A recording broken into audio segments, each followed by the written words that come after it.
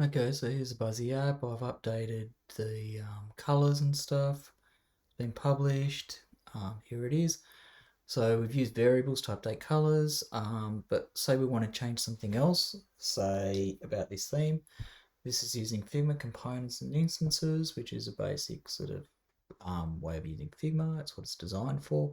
So we could decide that we want all our buttons, for instance, to have square corners. So we can come over to our components page. There's all our components. I've found the buttons. I can select our buttons here, and you'll see over here in the settings, there's a border radius. If I make that 0, that's updated the master component for our buttons.